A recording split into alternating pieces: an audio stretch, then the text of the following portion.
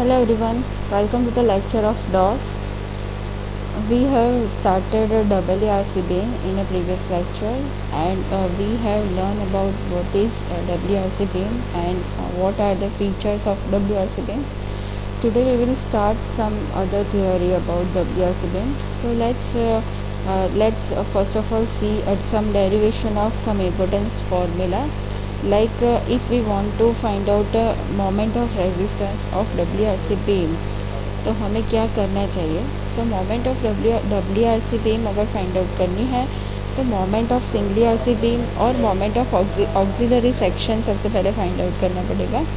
सो इसके लिए इक्वेशन हो जाता है mu is equal to mu lim plus mu2. ठीक है, तो अगर हमें mu लीम पता है और mu पता है तो हम लोग mu2 की वैल्यू फाइंड आउट कर सकते हैं. So mu2 is equal to mu minus mu lim हो सकता है. सो एक ये इक्वेशन को हम लोग यूज़ कर सकते हैं एग्जाम्पल के अंदर कि mu2 is equal to mu minus mu lim. सो सबसे पहले ये इक्वेशन हमने फाइंड आउट कर लिया है. सो अब हमें mu2 अगर फाइंड आउट करना है तो उसके लिए हम क्या कर सकते हैं.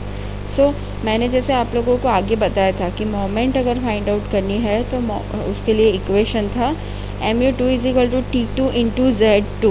सो T2 क्या है, Z2 क्या है, वो सब हमने आगे देख लिया था प्रीवियस लेक्चर में.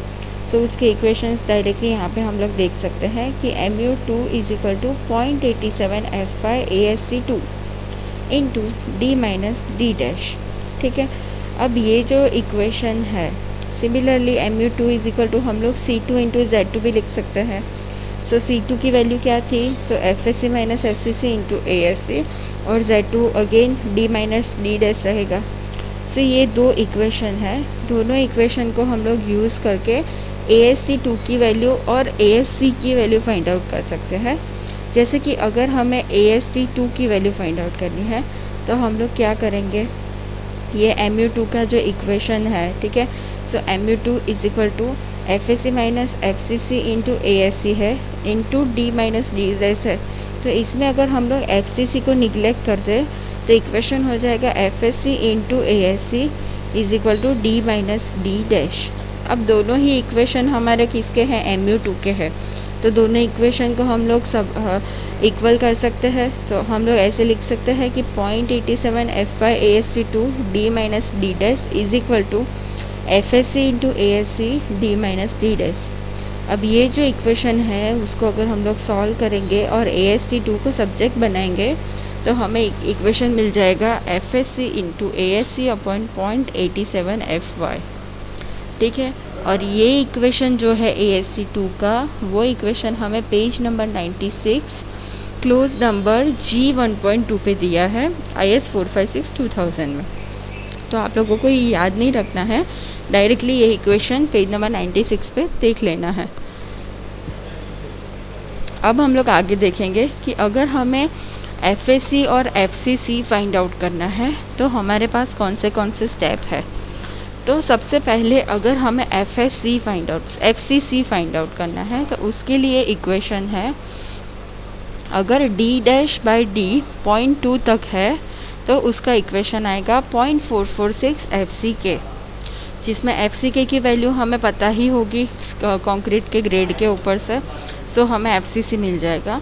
और फॉर माइल्ड स्टील Fe 250, अगर माइल्ड स्टील मतलब कि Fe 250 है तो अगर हमें FSC फाइंड आउट करना है तो उसका इक्वेशन डायरेक्टली है 0.87 FY. सो 0.87 FY वाले इक्वेशन से हमें FSC मिलेगा 217.5. तो जब भी Fe 250 दिया होगा तो हम लोग FSC ले लेंगे 217.5. और जब भी Fe 415 एंड Fe 500 दिया होता है एग्जाम्पल में तो हम लोग दो तरीके से FSC फाइंड आउट कर सकते हैं.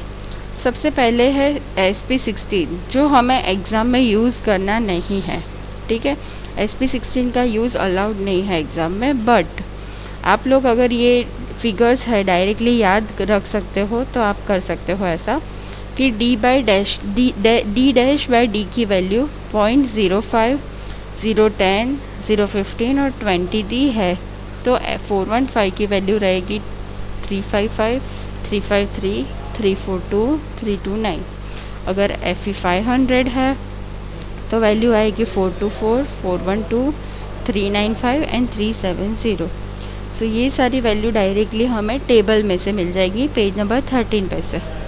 लेकिन हमें अगर खुद से सॉल्व करनी है तो हम लोग FSC ऐसे फाइंड आउट कर सकते हैं। सबसे पहले हम लोगों को ऑक्सिलरी SC फाइंड आउट करना पड़ेगा, मतलब कि design stress in a compression enforcement corresponding to strain. ठीक है, तो सबसे पहले ये स्ट्रेन फाइंड आउट करना पड़ेगा। वो पेज नंबर 96 पे IS 456 में ये इक्वेशन दिया ही है। ठीक है, इक्वेशन क्या है, 0.0035 XU max minus needles upon XU max। सो XU max की वैल्यू हमें सबसे पहले फाइंड आउट करनी पड़ेगी, वो वैल्यू यहाँ पे पुट करनी है। सो हमें ऑक्सिलरी SC मिलेगा और ऑक्सिलरी SC के ऊपर से हम लोग page number 70 figure number 23A है, उसके अंदर हम लोग ये ऑक्सिलरी SC की जो वैल्यू है वो डायरेक्टली फाइंड आउट कर पाएंगे। सो हम लोग वो देखेंगे। देखो, ये है पेज नंबर 70 के ऊपर जो 27 वाली फिगर बताई है, ये वो डायरेक्टली फिगर है। सो यहाँ पे हमने ये जो ऑक्सिलरी फाइंड आउट मतलब कि स्ट्रेन फाइंड आउट किया है, वो स्ट्रेन की वैल्यू है। जैसे कि हमारी स्ट्रेन 0.00035 समथिंग आई, तो हम लोग यहाँ से ये कर्व को देखेंगे, कहाँ पे टच हो रही है वो कर्व यहाँ सामने देखेंगे, तो हमें कौन सी वैल्यू मिल रही है, 0.87 FY, 0.85 FY, 0.90 FY। सो वो वैल्यू हम लोग डायरेक्टली लेंगे और हम FSC फाइंड आउट कर लेंगे। अब हम देखेंगे single ERC beam and double ERC beam के बीच में डिफरेंस क्या है। तो सिंगल ERC बीम होता है, उसके अंदर सिर्फ टेंशन जोन में ही रेनफोर्समेंट प्रोवाइड किए गए होते हैं, बट डबल ERC बीम में टेंशन और कंप्रेशन दोनों जोन में रेनफोर्समेंट प्रोवाइड किया गया होता है। जो सिंगल ERC बीम होता है उसके अंदर जो रेनफोर्समेंट होता है उसको हम लोग AST बोलते हैं, और यहाँ पे जो रेनफोर्समेंट होता है उसको दो पार्ट में डिवाइड किया है, AST और ASC। AST मतलब area of steel in a tension zone और ASC मतलब area of steel in a compression zone. ये जो है सिंगल ERC बीम, उसके अब वो कब होगा, मतलब कि जब भी MU is less than MU लीम आएगा तब ये क्या होगा, हमें सिंगल ERC बीम डिज़ाइन करना है। बट अगर हमारी जो मोमेंट है वो लिमिटिंग मोमेंट से ज़्यादा आएगी तो हमें क्या करना पड़ेगा, डबल ERC बीम डिज़ाइन करना पड़ेगा। तो ये एक वास्ट डिफरेंस है single E and double E के बीच में। इसके अंदर मोमेंट ऑफ रेजिस्टेंस लेस है, यहाँ पे मोमेंट ऑफ रेजिस्टेंस ज़्यादा होता है। यहाँ पे डक्टिलिटी कम होती है, यहाँ पे डक्टिलिटी ज़्यादा होती है। क्यों? क्योंकि ASC इसके अंदर कंप्रेशन जोन में हम लोग प्रोवाइड करते हैं, मतलब कि कंप्रेशन जोन में स्टील प्रोवाइड करते हैं। ये है कहाँ पे, रिवर्सल स्ट्रेस जहाँ पे आता है वहाँ पे ये सूटेबल नहीं है। और ये कहाँ पे, मतलब कि जहाँ पे रिवर्सल स्ट्रेस आता है जैसे कि अर्थक्वेक या कुछ भी, तब ये जो डबल ERC बीम होता है वो सूटेबल रहता है। तो ये सिंगल ERC बीम होता है, उसका क्रॉस सेक्शन ऐसे होता है, उसके ओवरऑल डेप्थ को हम कैपिटल D बोलेंगे और इफ़ेक्टिव डेप्थ स्मॉल d आएगा। इसमें क्या होगा, ओवरऑल डेप्थ जो होता है वो कैपिटल D रहेगा और इफ़ेक्टिव डेप्थ स्मॉल d आएगा। बट नीचे का जो टेंशन का कवर है उसको E से डिनोट करते हैं, स्मॉल e से, और ऊपर का जो कवर है उसको C से डिनोट करते हैं। ठीक है, ओके। अब हमें ये जो डबल ERC बीम है उसके अंदर हमें क्या करना पड़ेगा, इसके अंदर भी दो टाइप के एग्जांपल्स आएंगे। एक एग्जांपल होंगे एनालिसिस के और दूसरे एग्जांपल होंगे डिज़ाइन के। तो जब भी हमें एनालिसिस ऑफ द सेक्शन करना होता है तो सबसे पहले क्या होगा, cross section of the beam and steel हमें दिया होगा।